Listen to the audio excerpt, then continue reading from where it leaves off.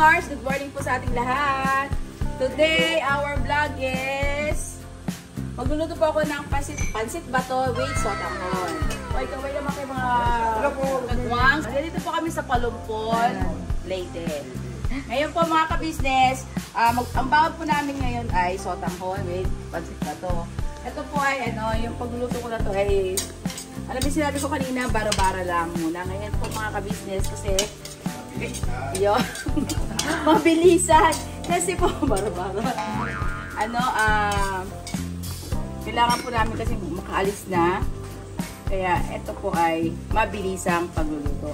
Mga ka-business, inuna ko po ay sibuyas bawang. At dito po kasama ko po sila Bestong, Kuya Buknoy, Kuya Damulag. Yes. Good morning po mga kamay. At syempre ang ating editor, vlogger, si ka-business official. Yay! Good morning po sa ating lahat mga Mars. Ito po, may sahog po ako dito ay... Ay, yung camera woman masalaw. Sorry, pakita ko yung kamala ko. Camera woman. Hello po, good morning pa mga ka-business. Si Ate Budang. At siya rin ang aking editor. Ayun, diba? Mga Mars, mga ka-business, ang nag-edit po ng ibang nating video, pag may pasok si Boss Dave, ay si Ate Budang. Tapos, ang paggawa ko ng thumbnail at saka yung ganon, mga pictures, ay si Boss Dave. Yes, shout out sa inyo mga anak ko. I love you so much. Para sa inyo itong pagluluto ni Mama. Ayan. Kinayan, ayun na. Lagyan ko na po itong chorizo, mga ka-business. Chorizo with bawang, sibuyas. Ito po, pinirito ko na po ito kagabi. Tsaka ito rin po yung ating liver, chicken liver, mga ka-business. Masama-samayin na lang po natin yung ganyan yan kasi nagisa ko na po sila kahapon.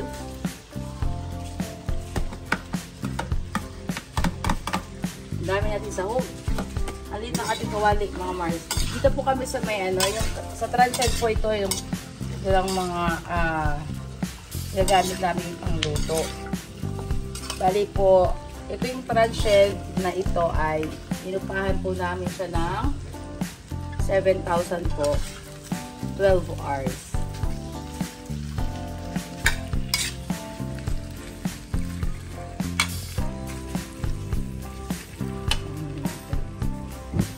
Sila Papa Dins po ay nandun po sa tourism port dahil magpapabook sila ng bangka papuntang Kalamgaman Island. Doon po kami swimming. Kagabi po mga Mars, kasi na po kami dito. Ito po, pakita ko po sa inyo mga Mars. Yan. Ito po yung aming ministerial kagabi. Yan.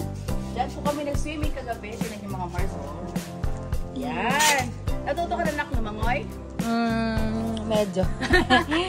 Kasi po si Ate Budang, marunong naman po siyang lumangoy. Kaso medyo pa siya, medyo nasa takot. Pero alam po, nahihiya lang po yan. Pero marunong po siya ng mga basic. Tapos si Gio. Tapos si Gio, ang galing niyang lumangoy. Alam Gio na, ito ang kasama rin po namin, syempre, si Gio. Diba? Kawit-kawit ka na. Morning, Gio. Oo, diba? So, bitingin na po siya sa camera mga ka-business. Bango-bango, may sunsilog. Ito sa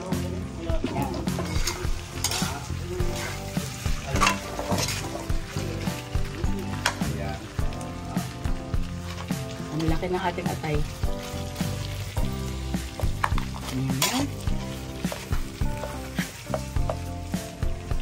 Saan ang ating gulay? May nakipagpit po ako ng ating gulay.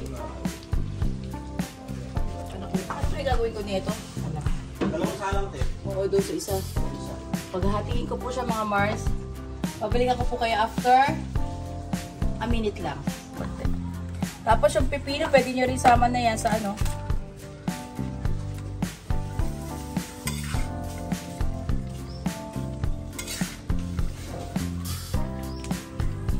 Grabe, sahog nito Ano po mga Mars? Pinaghati ko po siya. Kasi nga wala tayong malaki. Kawali. Bali, naglagay na po ako ng, ito po, maglalagay tayo ng oyster sauce, konting toyo, pamintang pino, ginisa mix, at maglalagay rin tayo ng konting betsin. Ito po yung ating binili sa people na pansit bato. Yan, ang grams ito ay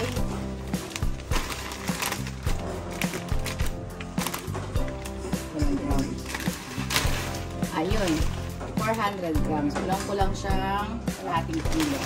At ganun din po, kalahating kilo din na sotanghon na saporo. Ayan. Sasamahin ko lang siya mamaya mga mars. Lagyan natin. Sige, nagpapalo lang. 1, 2, 8.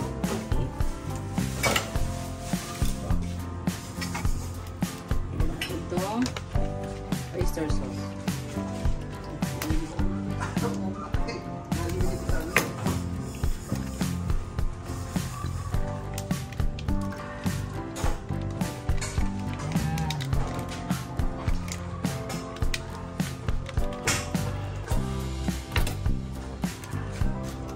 Yes, kabila din naman. Kunan mo rin yung mga pagwangan ako. Nasisipag mga kagwang. Tong okay rin, huwag mo lang pututin yan tong. Kahit din naman yan. Okay. Mag-aawan. Inano ko lang. Kinawag ka naman ng hoto. Dito bigas po, Sid. Okay lang. Lalambutin niya pag pumulo. Yan. Sino kaya mga Mars ang nakakamiss dito sa pansit bato with sotanghon?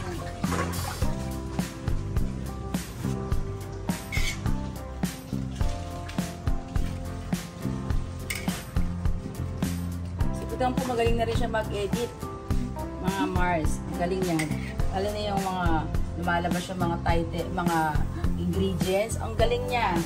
Kaya sabi ko, ang galing ah. Oo. Wala ka pong Hindi bayad. ako marunong nundang ah. Daling lang yun niya kapag naka-pro. Oo. Yun. Pag naka-pro. Yun lang. Kaya ang nakakakinuha. Naka-pro. Naka-pro yun tayo eh. Kaya ka nakakalabas ng mga effect eh. Oo, effect. Kaya ano siya. Ang pro mo nga pa ano lang eh, 400 ba? 300 plus. 400 ata. Yun. Ang gamit din po ni Ate Budang na pang-edit ay ang kanyang cellphone. At syempre, walang iba kundi ang CapCut. CapCut na dati, libre ngayon, may bayad na. Sabi nga naman ni CapCut, kailangan ko rin naman syempre kumita sa inyo dahil ang dami nyo na nag-edit. Thank you din naman CapCut at dahil napakarami din natutunan ng mga vlogger sa mga effect na aming binabayaran. Pero huwag naman sana masyadong mataas. Kailangan na kayo dito.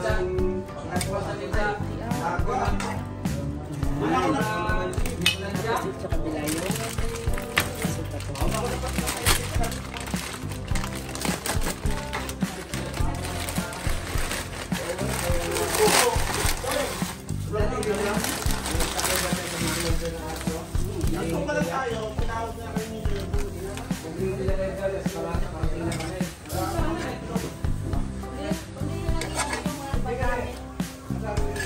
Okay na.